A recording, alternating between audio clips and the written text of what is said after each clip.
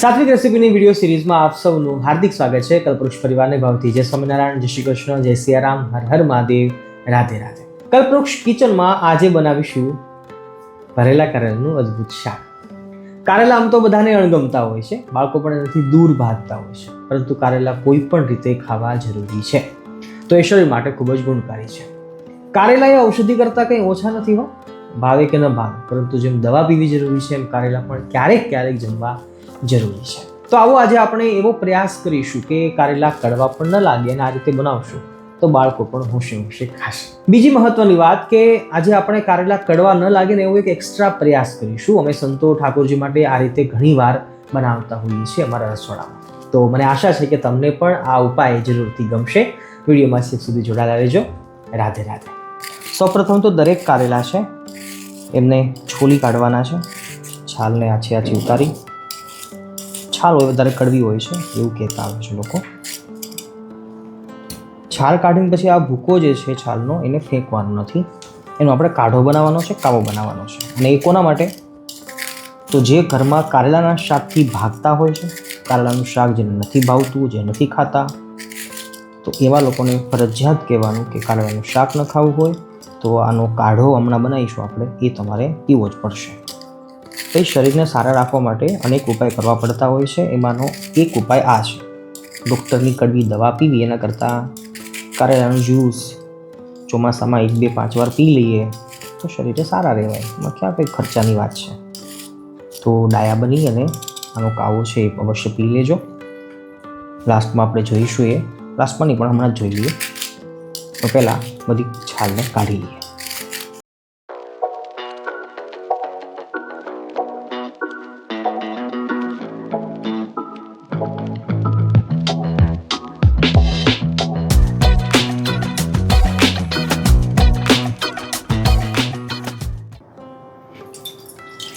આપણે બનાવીશું જડીબુટ્ટીનો કાવો.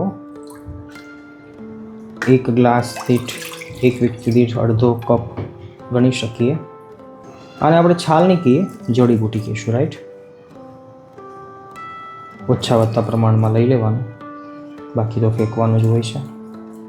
અને હા, જો આને સૂકવી દઈએ અને આનો પાવડર કરી નાખીએ તો પછી ડાયાબિટીસવાળા લોકો હોય ને એના માટે આ બેસ્ટ અક્ષી ઉપાય છે, તો કરવું જોઈએ. સ્વાદ અનુસાર નમક નાખવાનું. નમક થોડુંક ચડિયાતું રાખવાનું, બહુ જાજુ નહીં. થોડીક હળદર નાખીશું. ચપટીભર અજમો લેવાનો છે. બસ એક ઉફાણ આવી જશે, એકવાર ઉકળી જાય એટલે આપણો જડીબુટ્ટીનો કાવો તૈયાર.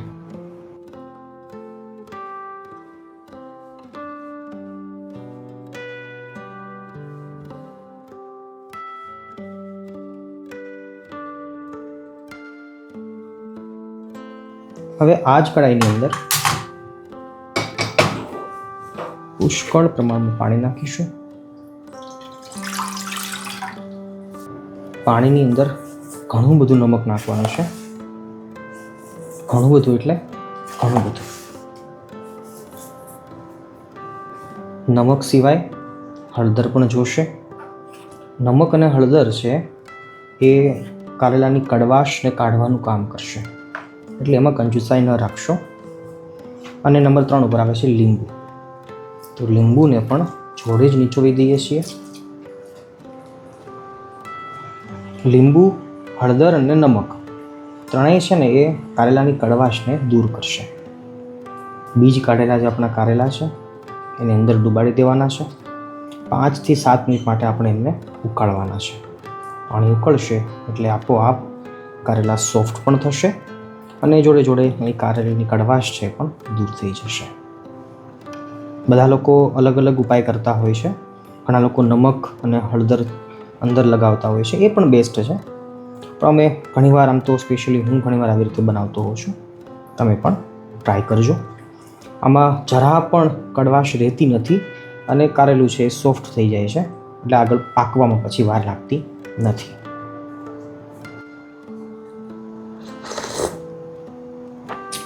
સરસ છે કાવો. કારેલાના શાક સાથે મારે જૂનો નાતો છે. આમ તો જો કે પૂર્વાશ્રમની વાતો હોય એમને યાદ ન કરવી જોઈએ, એઝ અ ત્યાગી તરીકે સંસાર છોડ્યો અને ત્યાગાશ્રમ સ્વીકાર્યો અને મારે આ 17મું વર્ષ ચાલે છે. એ છોકરા અવાજ નહીં કરશો. પણ જ્યારે પૂર્વાશ્રમમાં હતા એ વખતે મારા મધર જે હતા એ બહુ જ સારું કારેલાનું શાક બનાવતા. મેં પહેલાં કહ્યું ને કે યાદ ન કરવું જોઈએ, પણ હવે પ્રસંગ એવો છે અને આ પોઈન્ટ એવો આવ્યો છે એટલા માટે યાદ કરી રહ્યો છું. ભગવાન ક્ષમા કરે. તો મમ્મીને બહુ જ કારેલાનું શાક મસ્ત બનાવતા આવડતું અને ભરેલા કારેલાનું શાક એટલું બધું બેસ્ટ બનાવતા, મને બહુ જ ભાવતું.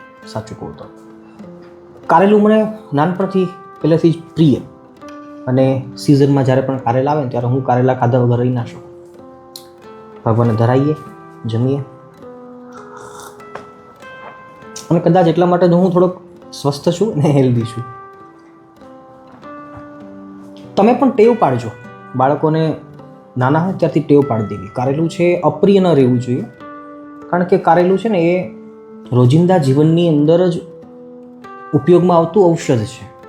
મેં કહ્યું જો આવી રીતે કારેલાની છાલનું જો કાઢો બનાવીને પીશો તો પણ એ બેસ્ટ છે. આયુર્વેદની અંદર કારેલાને તો અમૃત તુલ્ય કહ્યું છે. એટલે દવાખાને જવાની જરૂર નથી અને બીજા કોઈ દવાઓ લેવાની જરૂર નથી. આ બધા ઔષધો આપણી વચ્ચે જ છે, અને જો એનો ઉપયોગ કરતા રહીએ, સમજીને ઉપયોગ કરીએ, તો સાચા અર્થમાં માણસ ક્યારેય પણ બીમાર ન પડે. અને એ આપણી સનાતન હિન્દુ સંસ્કૃતિ એમની આ ધરોહર છે, અને આયુર્વેદની એ આ ધરોહર છે, અને એ આશીર્વાદ છે. તો તમે પણ અવશ્ય ટ્રાય કરજો. કારેલાનું શાક બધા લોકો અલગ અલગ રીતે બનાવતા હોય છે, પરંપરા બધી અલગ હોય, પણ છેલ્લે બેસ્ટ વસ્તુ એ છે કે કારેલું ખવાય પણ જાય, કડવું પણ ના લાગે.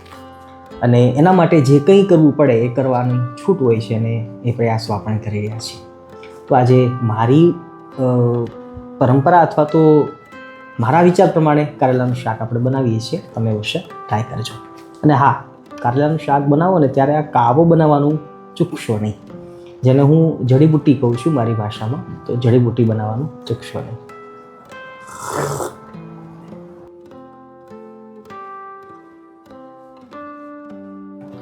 સાતથી 8 મિનિટ પછી જોઈએ છીએ તો ચપ્પાની ચોંચ લગાવીએ છીએ તો કારેલા છે સોફ્ટ થઈ ગયા છે.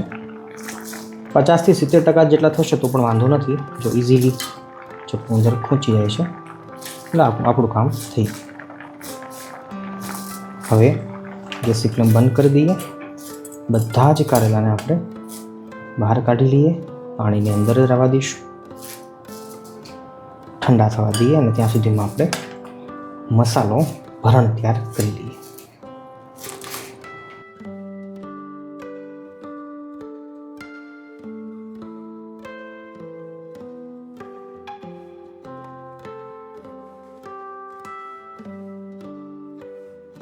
પ્રિયજનો, સૌથી મહત્વના પાઠ ઉપર આપણે પહોંચ્યા છીએ. કારેલાના શાકની અંદર ભરવા માટે આપણે જે મસાલો બનાવવાનો છે, જેની અંદર આજે આપણે ઉપયોગ કરવાના છીએ મગસ, પનીર, ટોપરાનું છીણ અને વરિયાળી, એ સિવાય બીજા ખડા મસાલા અને સાદા મસાલાઓ. બાજુમાં જોઈ રહ્યા છીએ આ બધા ઓપ્શનલમાં છે. જો આપણે મગસ અથવા તો ચણાનો શેકેલો લોટ ના લેતા હોય તેની જગ્યાએ આપણે ચણાનો દાળિયા, જેને આપણે કહીએ શેકેલા ચણા, તો એ પણ બેસ્ટ છે. એનો ભૂકો કરી નાખીએ તો પણ એ ચાલે છે. એ ઉપરાંત બાફેલા બટેકા પણ ચાલતા હોય છે. બાફેલા બટેકા જો નથી આપણી પાસે તો એના જગ્યાએ આપણે ચોખાના પૌવા છે એ પણ ઉપયોગ કરી શકતા હોઈએ છીએ, પલાળીને આપણે આગળ જોઈશું. એ ઉપરાંત જોઈએ તો ઘણા લોકો સેવ પણ ઉપયોગ કરતા હોય છે. એ નથી તો ગાંઠિયા હોમમેડ આપણા હોય છે, તો એ પણ લોકો મોળા કે તીખા ઉપયોગ કરતા હોય છે. તો આ રીતે અનેક રીતે પણ કારેલાના શાકનું ભરણ છે એ બનતું હોય છે. આપણે ઘણા લોકો ચવાણું પણ નાખતા હોય છે. હા, તો એવી રીતે અનેક વસ્તુઓથી આપણે કરી શકાય, પણ આજે આપણે મગસનો ઉપયોગ કરવાના છીએ. અમે સંતો યુઝ્યુઅલી મગસ એટલા માટે નાખીએ કારણ કે મગસ સંતોના રસોડામાં ઇઝીલી અવેલેબલ હોય છે. મગસની અંદર ચણાનો લોટ પણ આવી જાય છે, ગળપણ પણ આવી જાય છે, અને ઘી પણ આવી જાય છે. તો એટલા માટે અમે એ ઉપયોગ કરતા હોઈએ. જો આપણી પાસે એ નથી તો પછી બાકીની બીજી બધી વસ્તુઓનો ઉપયોગ આપણે કરી શકાય છે. આપણે આજે બનાવી રહ્યા છીએ જેની અંદર આપણે 5 મિનિટ પહેલાં પૌવાને પલાળી રાખેલા, તો એ લઈએ છીએ. એ ઉપરાંત મગસ છે ચોસલા પાડેલો. એક્ઝેક્ટ માપ નથી કહેતો, પણ સ્વાદ અનુસાર તમે અવશ્ય લઈ શકો છો. અમારી પાસે ગઈકાલે સાંજે જ અમે ગૌશાળાનું દૂધ જે આવ્યું એમાંથી પનીર બનાવ્યું હતું, તો એ પનીરને આપણે લઈ શકીએ છીએ, પણ બહુ જ સરસ લાગતું હોય છે. એ ઉપરાંત કોથમીર છે, એ પણ સરસ લાગે છે. એ ઉપરાંત ટોપરાનું છીણ છે, એની પણ સુગંધ બહુ સરસ આવે છે, તો એ પણ તમે જરૂર નાખજો. થોડીક નાખીએ છીએ વરિયાળી, સ્વાદ અનુસાર નમક નાખીએ છીએ, મસાલા પૂરતું જ. લીંબુ છે એ પણ જરૂરી છે, ખટાશ વગર તો મસાલો સારો જ ન લાગે. અને કારેલાનો જે મસાલો હોય ને એ થોડુંક એક્સ્ટ્રા ખટાશવાળો હોય તો બેસ્ટ લાગતું હોય છે. તીખાશ માટે ચીલી ફ્લેક્સનો ઉપયોગ કરું છું, તમે લાલ મરચું પણ નાખી શકો છો. આપણે વૈષ્ણવ કે સત્સંગી છે એટલા માટે આપણે કદાચ લસણવાળી ચટણી ન નાખીએ, પણ એની જરૂર પણ નથી. વિશ્વાસ કરજો કે આ રીતે કરશો તો સરસ કારેલાનો મસાલો છે એ તૈયાર થશે. સારી રીતે મસળી લઈએ અને આપણો મસાલો છે એ બનીને તૈયાર છે. તમે ચાહો તો આમાં હળદર પણ નાખી શકો છો, આઈ થિંક એની જરૂર પણ નથી.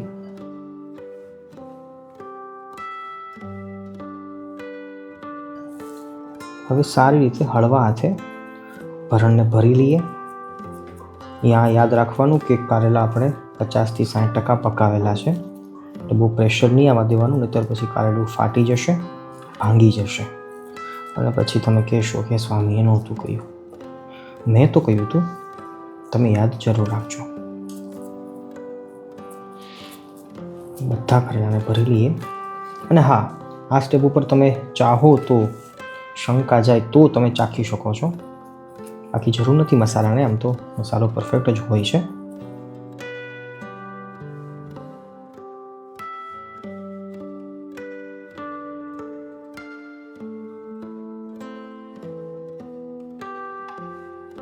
છેલ્લા સ્ટેજ ઉપર આપણે કારેલાનો વઘાર લેવાનો છે.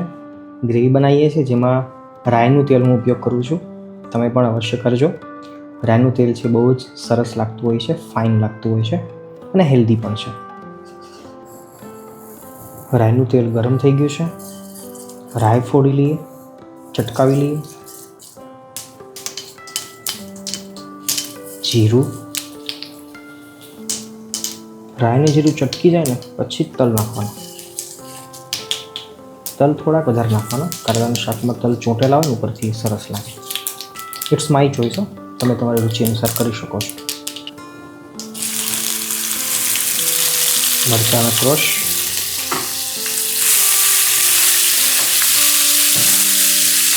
મીઠો લીમડો,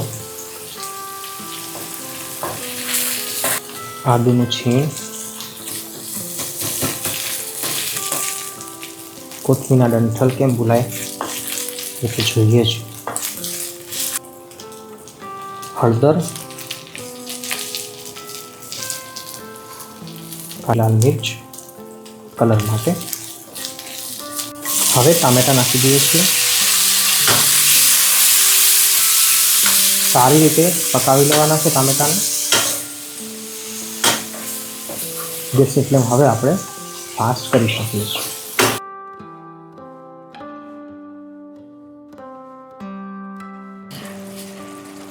થોડુંક પાણી નાખીએ છીએ. ટામેટાં હજી પાક્યા નથી, ટામેટાને આપણે જોડે પકાવીશું. પણ મોળું દહીં છે ને એ મલાઈનું કામ કરે છે, તો કારેલાની ગ્રેવીની અંદર મોળું દહીં બહુ જ સરસ લાગે છે, તો એ વસ્તુ તમે ટ્રાય કરજો. હવે આ સ્ટેજ ઉપર આપણા ભરણ ભરેલા જે કારેલા છે એને સરખી રીતે ગોઠવી દઈએ. પછી ચલાવવાના નથી આપણે, અને આપણી ગ્રેવી છે કે ચોંટવાની નથી, રાઈટ? કારણ કે પાણી પણ નાખ્યું છે અને ઇવન દહીં પણ છે અંદર. ધીમા તાપે એને આસાનીથી શાંતિથી પકાવવા દેવાના છે. 5 મિનિટનો ટાઈમ આપણે આપી દઈશું તો પણ આપણા જે 30% જેટલા કારેલા આપણા કાચા હતા એ પાકી જશે, રાઈટ? અને આપણો જે મસાલો થોડોક વધ્યો હતો એ ઉપરથી આપણે નાખી દઈએ છીએ. ગેસની ફ્લેમ એકદમ ધીમી રાખવાની છે, અને ચાહો તો ઉપરથી આપણે ઢાંકી પણ શકીએ છીએ.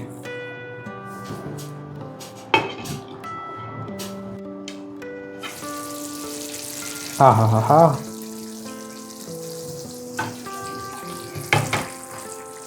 ગેસની ફ્લેમને હવે બંધ કરી શકીએ છીએ. મને એમ લાગે છે કે પાકી ગયું હશે, છતાં આપણે એકવાર ચેક કરી લઈએ છીએ. ઓકે, ડન છે. ટામેટા પણ પાકી ગયા છે, તેલ પણ છૂટી ગયું છે અને કારેલા પણ પાકી ગયા છે. ચાલો ઠાકોરજીને ભોગ ધરાવી દઈએ. છેલ્લે આપણી શરત પ્રમાણે જે કંઈ ઘરમાં બનાવો એ ભગવાનને થાળ ધરાવજો અને પછી જમવામાં ઉપયોગ કરજો. મળીએ છીએ ફરીવાર એક નવી રેસીપી સાથે. તમને જો કોઈ રેસીપી શીખવાની જોવાની ઈચ્છા હોય તો અવશ્ય કોમેન્ટમાં લખજો. રાધે રાધે.